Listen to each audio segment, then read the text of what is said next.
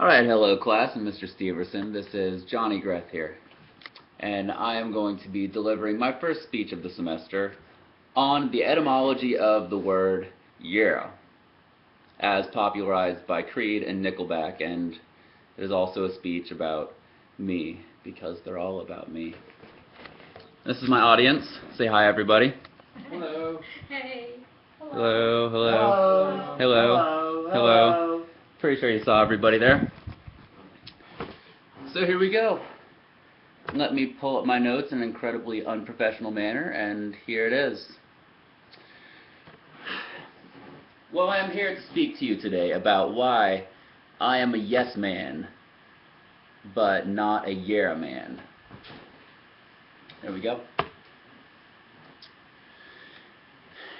If you asked a man on Broadway if he had the time and his response was, yeah, how would you respond? What would you think of him? What would you think he just told you? I, Johnny Greth, would be bewildered and leave shaking my head. However, many rock singers the world over would find this a perfectly acceptable way to communicate their message through song. But honestly, I find the word to be ambiguous and a lazy substitute for the affirmative, proper English word yes. I was raised on 60s rock and roll. Soul singers like Ray Charles, Joe Cocker, the Beatles, old Motown. And they used the colloquialism, yeah, as a positive affirmation of their message.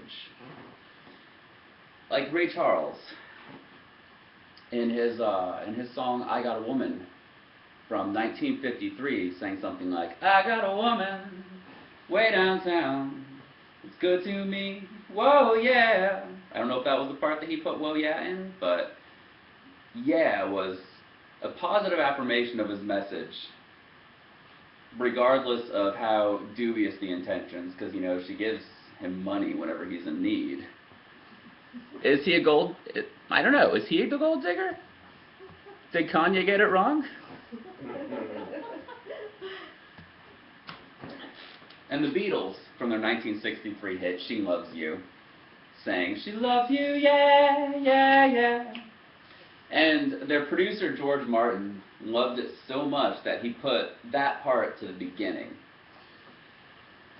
But then we can fast forward to the hypermaterialism of the 80s. Hair bands and so-called heavy metal bands stretched the word to a long and squealy, yeah! Which is more akin to the phrase, hell yeah, than any positive message of yesteryear. Hell yes, indeed. And James Hetfield from Metallica added the faint R to yeah to turn it into yeah. It was still it was a little bit growly.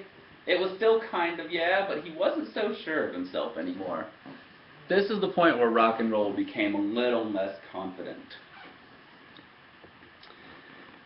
And then we can move into the 90s, where Eddie Vedder strengthened the R considerably and alternated it with the word nah. For example, yeah, nah, nah, yeah, nah.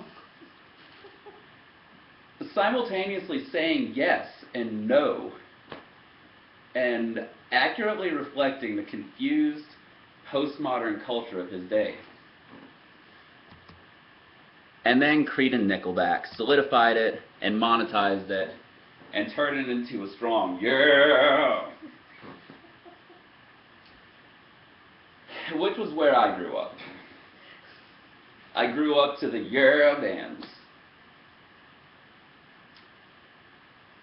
And I still haven't quite gotten over it. And forgive me for not having any props today, because it's all music, and you can't see music. And I couldn't bring Scott Stapp into the room at the moment, so I apologize for that. But if I see you on the street, and I ask you if you have the time, please refrain from saying the word Yerrrah. Please say yes. Thank you. Yeah!